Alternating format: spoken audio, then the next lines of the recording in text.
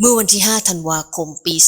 2566 ได้รับข่าวเศร้าก็คือการจากไปของคุณหมอกฤษไทยธนสมบัติกุลเจ้าของเพจสู้ดีวะที่หลายคนคงเข้าไปอ่านเนื้อหาในเพจพร้อมทั้งให้กำลังใจคุณหมอให้ต่อสู้กับมะเร็งปอดระยะลุกลามให้ได้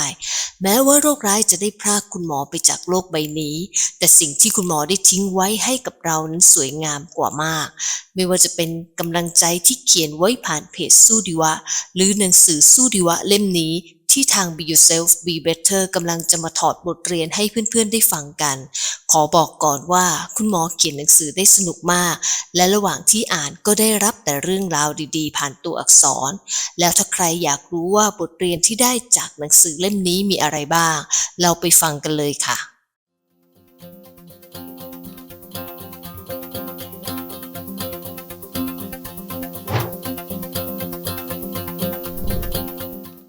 หนังสือเล่มนี้พูดถึงชีวิตคุณหมอกฤษไทยธนสมบัติกุลหรือชื่อเล่นว่าไทยเล่าว่าคุณหมอเกิดที่ไหนเรียนที่ไหนมาบ้างแล้วมาเป็นหมอได้อย่างไรจนกระทั่งตรวจพบว่าตัวเองเป็นมะเร็งปอดระยะลุกลามเนื้อหาส่วนนี้เราขอข้ามไปเลยนะคะเพราะว่าทางช่องเคยทำเนื้อหาเกี่ยวกับประวัติของคุณหมอพร้อมทั้งข้อคิดที่ได้จากการใช้ชีวิตของคุณหมอกฤษไทยไว้แล้วเดี๋ยวเราจะแปะลิงก์วิดีโอไว้ที่ description เผื่อว่าเพื่อนๆคนไหนสนใจอยากรู้เพิ่มเติมก็เข้าไปฟังได้เลยค่ะทีนี้เรามาพูดถึงข้อคิดที่ได้จากการอ่านหนังสือสู้ดีวะหนังสือที่เราถือว่าเป็นหนังสือที่อ่านสนุกและดีเล่มหนึ่งเลยค่ะ 1. ชีวิตมนุษย์แท้จริงนั้นเปราะบางข้อนี้เราค่อนข้างเห็นด้วยและคิดว่านี่คือธรรมชาติของชีวิตคุณหมอได้ค้นพบบทเรียนเรื่องนี้หลังจากที่รู้ว่าตัวเองเป็นมะเร็งปอดทำให้คิดว่าชีวิตที่เคยมั่นคงและแน่นอนจริงๆแล้วมันไม่ใช่เลยชีวิตสามารถสร้างโจทย์และแจกไพ่อะไรก็ได้ให้กับคุณคุณอาจจะอยากได้โจทย์นั้นหรือไม่สำคัญแต่ที่สำคัญก็คือคุณจะรับมือกับโจทย์ที่คุณได้รับมาอย่างไรต่างหาก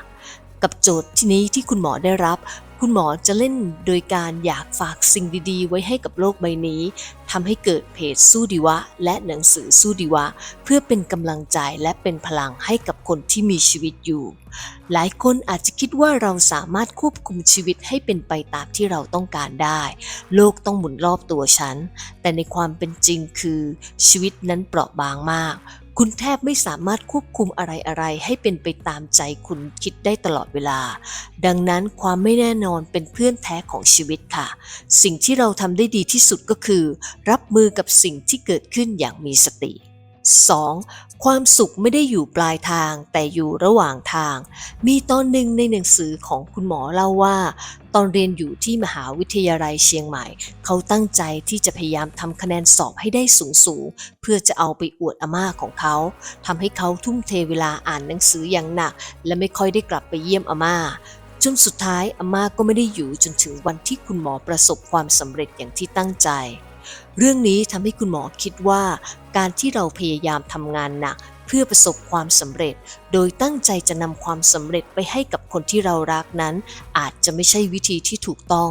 แต่เราควรจะให้ความสำคัญกับสมดุลชีวิตในทุกๆวันหลายๆคนมักเป็นแบบนี้ที่พยายามทำงานอย่างหนักเพื่อสร้างเนื้อสร้างตัวเพราะอยากให้คนที่เรารักสบายหรือทำงานอย่างหนักเพื่อความก้าวหน้าของตัวเองจนลืมสุขภาพ เมื่อถึงจุดหมายแต่กลับพบว่าคนที่เรารักไม่ได้อยู่ตรงนั้นแล้วหรือสุขภาพของคุณไม่เหมือนเดิมอีกแล้วซึ่งสิ่งเหล่านี้คุณไม่สามารถเรียกมันกลับคืนมาได้ดังนั้นอย่ามองแค่ปลายทางจนหลงลืมความสวยงามระหว่างทางที่เดินรักษาสมดุลในชีวิตของตัวเองให้ดีเพราะมันเหมือนเชื้อเพลิงชั้นยอดให้คุณเดินไปถึงจุดหมาย 3. อยู่กับปัจจุบันและใช้ชีวิตให้เหมือนเป็นวันสุดท้ายบทเรียนนี้คุณหมอเพิ่งมาค้นพบตอนเป็นมะเร็งเพราะก่อนหน้านี้คุณหมอก็เป็นคนที่ productive มากวางแผนชีวิตว่าต้องทำอะไรต่อไปบ้างมองถึงอนาคตข้างหน้าว่าชีวิตของตัวเองจะเป็นอย่างไรต่อไปพอเจอปัญหาสุขภาพทำให้คุณหมอได้เบรกตัวเองให้ช้าลงค้นพบว่าชีวิตเรามันสั้นและไม่มีอะไรแน่นอนและไม่มีประโยชน์ที่จะคิดถึงอดีตที่แก้ไขไม่ได้แล้วก็ไม่ควรกังวลกับอนาคตที่ยังมาไม่ถึงเพราะเราไม่รู้ว่าพรุ่งนี้หรือชาติหน้าอะไรจะมาถึงก่อนกันดังนั้นสิ่งที่ดีที่สุดก็คืออยู่กับปัจจุบันอย่างมีสติและมีความสุข เพราะเป็นสิ่งเดียวที่ตัวเราสามารถจัดการได้มากที่สุดแล้วคนส่วนใหญ่มักจะใช้ชีวิตอยู่กับอดีตหรืออนาคตทำให้ชีวิตไม่จมอยู่กับการอาลัยอาวรณ์ในอดีตก็กังวลกับชีวิตข้างหน้าที่อยู่ในอนาคตเรามีคำถามที่อยากจะถามพวกคุณก็คือถ้าวันนี้เป็นวันสุดท้ายของชีวิตคุณจะใช้ชีวิตของคุณแบบไหนถ้าคุณมีคำตอบแล้วก็ขอให้คุณได้ใช้ชีวิตแบบนั้นในทุกๆวันที่เหลือของชีวิตเพราะเราเชื่อว่าถ้าเราคิดแบบนี้เราจะไม่โมโหหรือโกรธกับเรื่องเล็กๆน้อยๆในชีวิตเพราะเรารู้ว่าสิ่งเหล่านี้เป็นเรื่องเสียเวลาสุดท้ายคุณหมอได้ทิ้งท้ายไว้ว่าจงอยู่กับปัจจุบันใช้แต่ละวันให้เหมือนวันสุดท้ายถ้ามีอะไรที่ทำเพื่อคนอื่นได้ก็แบ่งปันความโชคดีให้เขาบ้างและไม่ว่าชีวิตจะเลวร้ายแค่ไหนอย่าหมดหวังกับชีวิตเด็ดขาด 4. ยอมรับกับทุกสิ่งที่เกิดขึ้นในชีวิตและมองสิ่งที่เหลืออยู่ในชีวิตคุณหมอเล่าว่าถ้าตอนที่เขารู้ว่าเป็นมะเร็งแล้วเขาตั้งคำถามกับตัวเองว่าทำไมต้องเป็นผมทำไมต้องเกิดขึ้นกับผมคุณหมอคงไม่รู้จะรับมือกับเรื่องที่เจอยังไงและคงไม่ได้ค้นพบบทเรียนดีๆมากมายแบบนี้แต่คุณหมอใช้การเปลี่ยนความคิดว่าชีวิตมันก็เป็นแบบนี้ถึงจะเสียอะไรไปมากมายเท่าไหร่แต่เราก็ยังเหลืออะไรอีกตั้งเยอะแทนที่จะมองสิ่งที่ขาดหายแต่เราเลือก enjoy กับมันเราค่อนข้างชอบข้อนี้นะและคิดว่าพยายามนำมาปรับใช้กับตัวเองคนส่วนมากรวมทั้งตัวเราด้วยมักจะมองสิ่งที่เราไม่มีแล้วก็มานั่งเสียดายว่าทำไมเราถึงไม่มีอย่างเขาบ้างทำไมชีวิตเราต้องเจออะไรแบบนี้ด้วยทำไมชีวิตคนอื่นไม่เห็นลำบากเหมือนเราเลยให้ลองเปลี่ยนความคิดจากเหยื่อมาเป็นผู้ชนะดีกว่าเปลี่ยนมาคิดว่าแล้วเราจะทำอย่างไรให้ชีวิตเราดีขึ้นได้จากสิ่งที่เรามีอยู่หรือแม้ว่าเราจะไม่มีอย่างคนอื่นแต่เราก็มีอะไรมากมายที่คนอื่นไม่มีเหมือนเราการเปลี่ยนคำถามที่ใช้ถามกับตัวเองอาจจะทำให้คุณเห็นโอกาสที่จะเลือกให้ตัวเองมีความสุขตั้งแต่ตอนนี้โดยไม่ต้องได้ทุกอย่างที่ต้องการ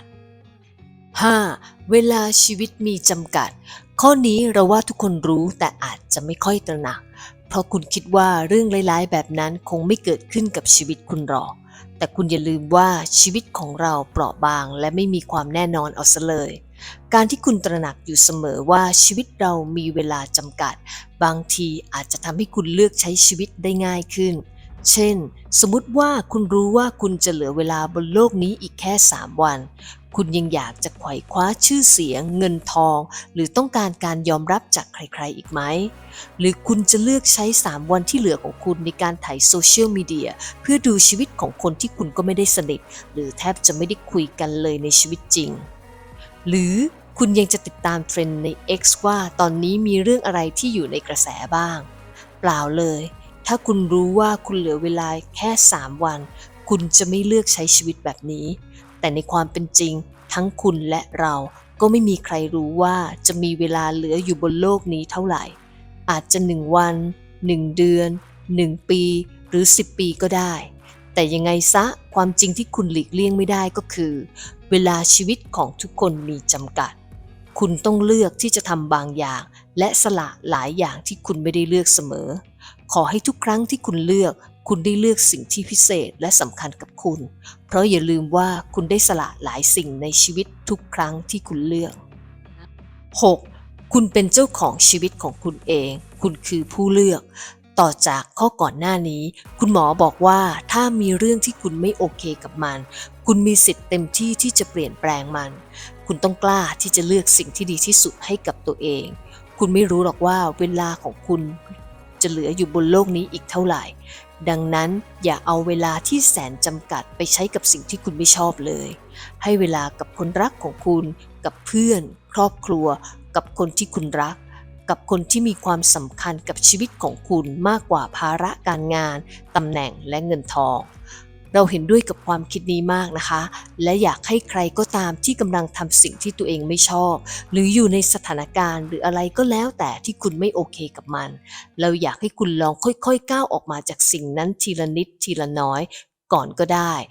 แต่อยากให้ทำอย่างต่อเนื่อง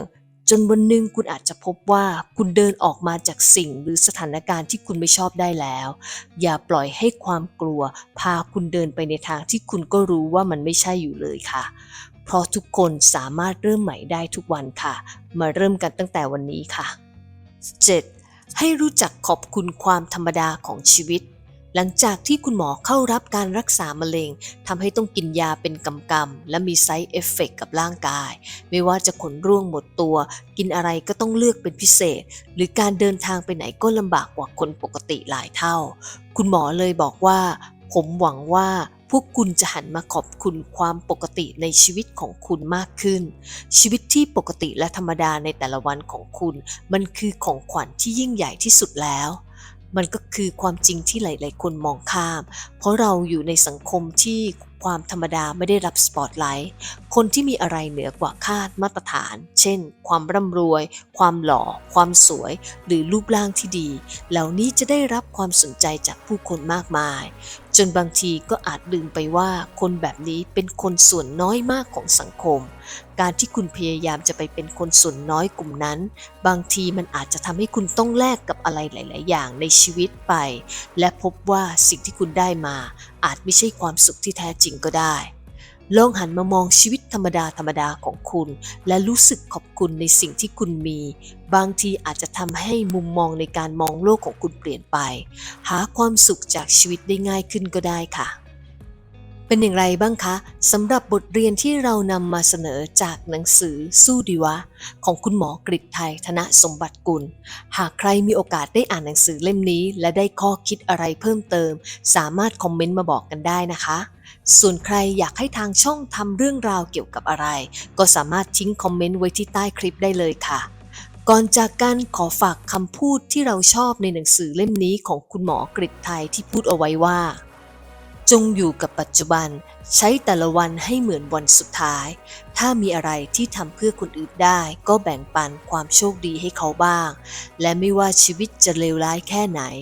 อย่าหมดหวังกับชีวิตเด็ดขาด